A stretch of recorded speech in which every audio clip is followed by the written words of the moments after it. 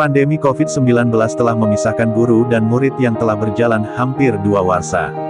Hal ini membuat rasa rindu guru bertatap muka langsung dengan murid semakin besar, namun apalah daya, semua dibatasi oleh situasi pandemi COVID-19. Kepada media ini di ruang kerjanya beberapa hari yang lalu, Elizabeth Lensi, sebagai Kepala Sekolah SMP Negeri 12 Kota Kupang mengatakan bahwa, dirinya bersama para guru sudah rindu terhadap anak murid SMP Negeri 12, karena sudah 2 warsa mereka menghabiskan waktu hanya lewat pembelajaran online tanpa melihat wajah siswa-siswi mereka secara fisik. Untuk mengetahui rasa rindu Kepala Sekolah SMP Negeri 12 Kota Kupang seperti apa, simak semuanya di sini. Tetapi sebelum mendengar rasa rindu Ibu Kepala Sekolah, ayo dukung channel ini dengan menekan like, subscribe, komentar dan nyalakan notifikasi loncengnya agar Bapak Ibu tetap mengikuti berita terupdate di channel ini.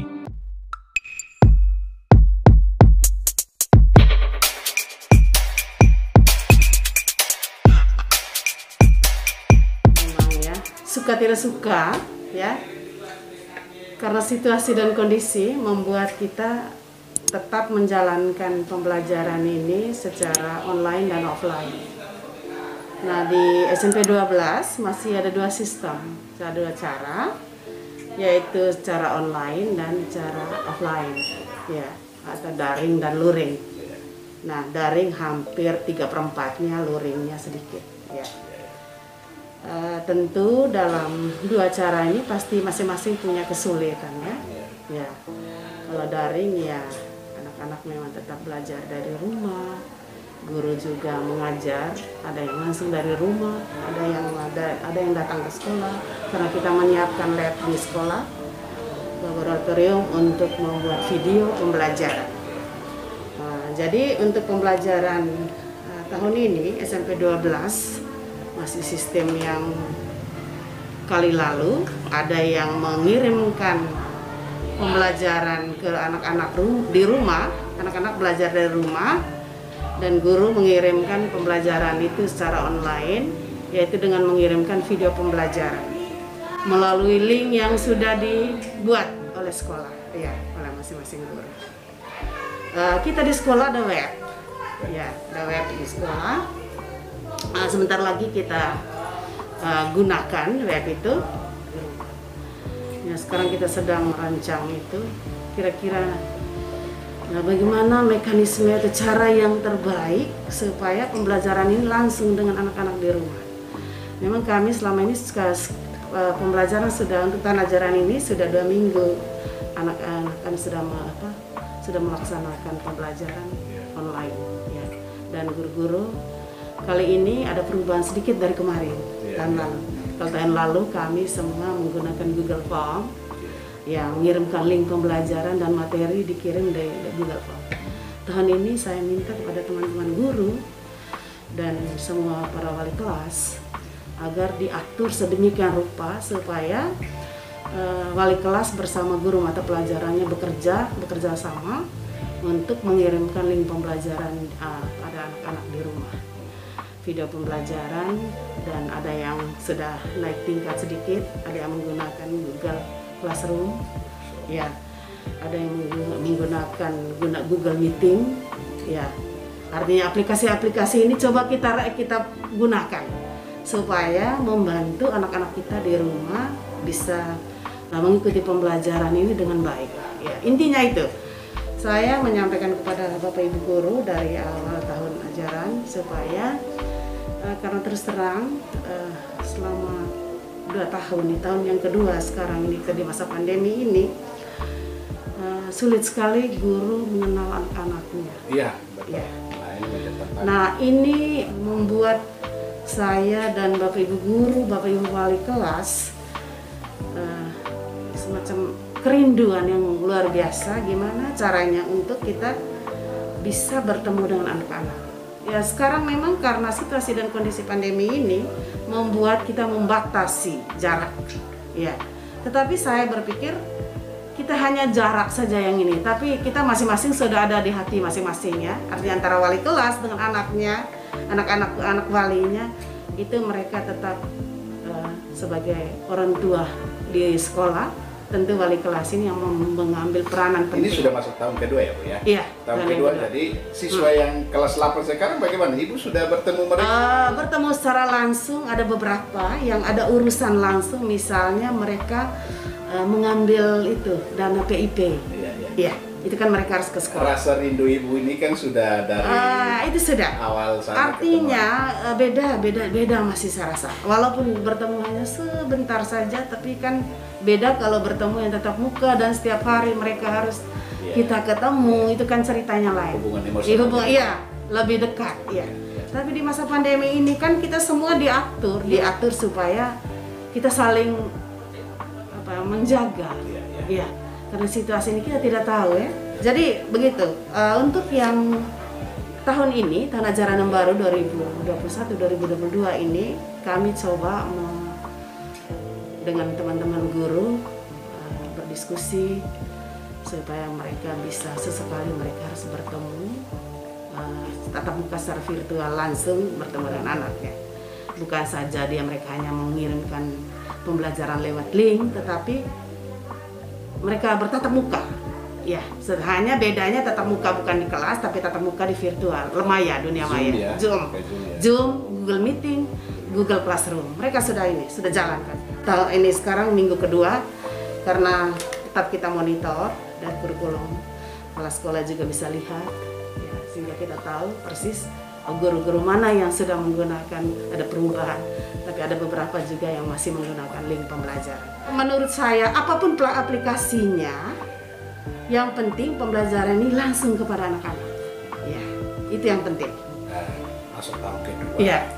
SMP DOAS melakukan sekolah online. Iya. Iya. Saat sampai dengan detik ini, bagaimana kemampuan siswa belajar dari kemarin ya? Iya. Dalam menangkap mendapat pembelajaran, pemahaman mereka tentang pembelajaran yang diberikan sejauh mana penelahan mereka? Yang kita sudah evaluasi kemarin, artinya kita tidak menuntut prosentase pembelajaran yang seperti biasanya harus 100%, tidak. Karena menurut kami mereka sudah ikut belajar saja sudah lumayan, sudah baik daripada sama sekali tidak. Karena ada anak-anak yang sama sekali tidak. Jadi bukan prestasi yang dikejar ya, tapi bagaimana dia mencintai sekarang kan sekolah ini itu. kan masa yang menurut saya ini masa abnormal ya Pak ya.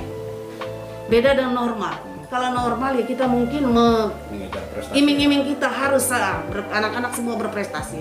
Nah, ketika sekarang masa pandemi ini itu tidak terlalu prioritas. Yang penting anak-anak itu sehat aja.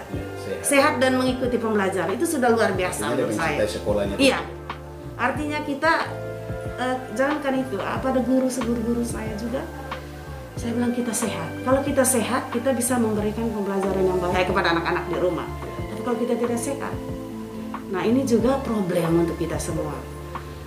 Untuk ini tatap muka sebenarnya kalau tidak ada peningkatan lagi ini pandemi, mungkin tatap muka sudah mulai. Kerinduan ya? Kerinduan, karena kita sudah menyiapkan segala sesuatunya di sekolah.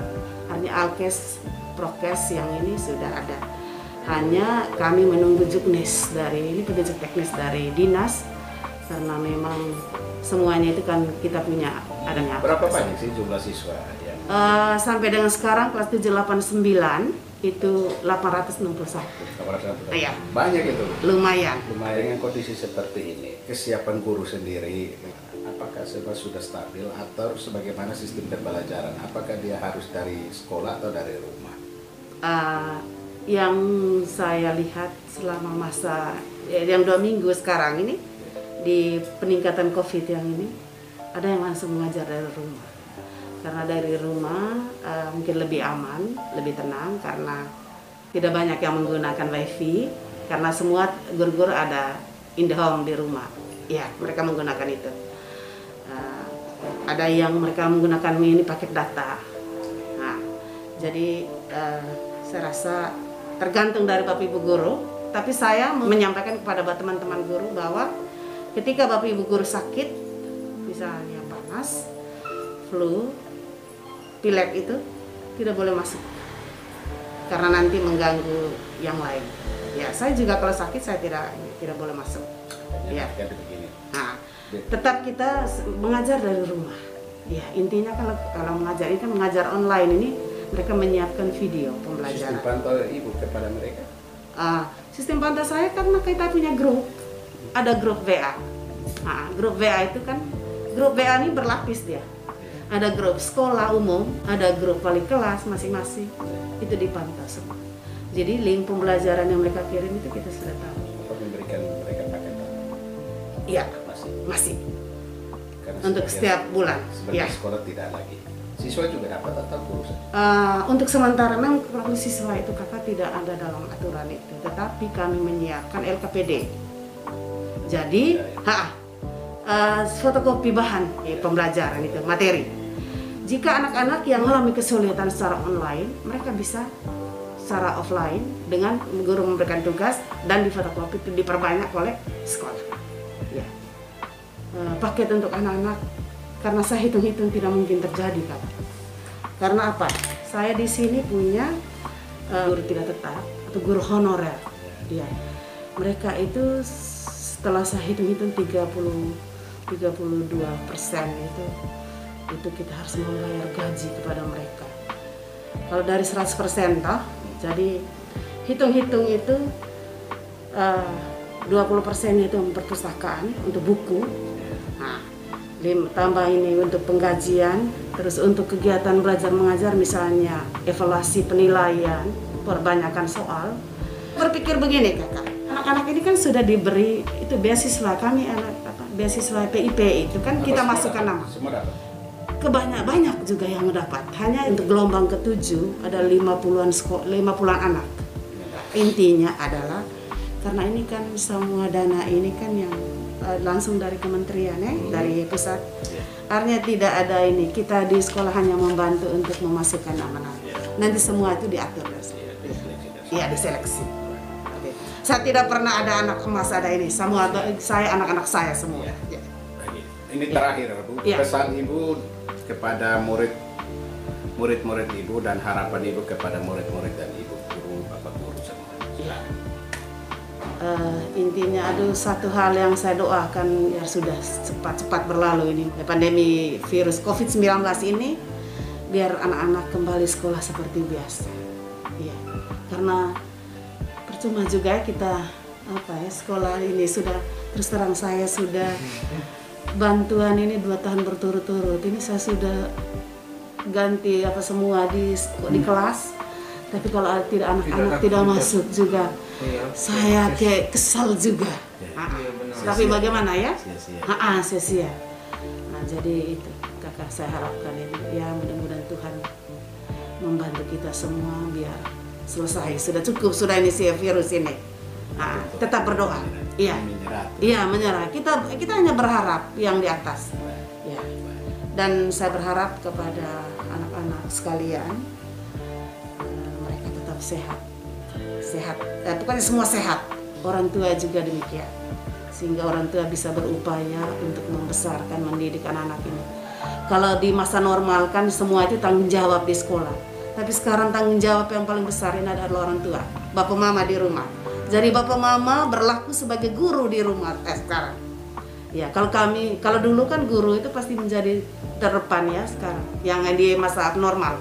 Sekarang masa abnormal guru hanya membantu, memfasilitasi. Tapi yang orang tuanya yang menjadi pioner sekarang. Dan saya berharap orang tua selalu membantu anak-anak ini.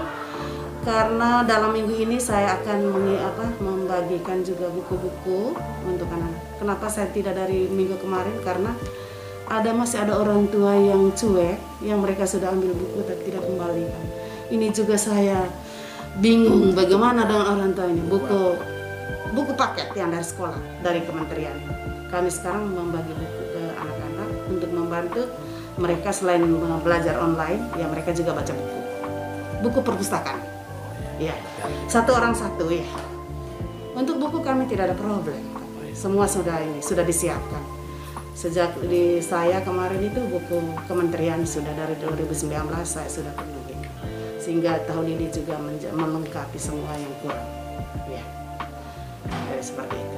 Baik, terima kasih banyak Ibu buat Ya. waktu dan kesempatannya. Ya. Tuhan memberkati selalu. Ya, amin. Salam. Selamat siang.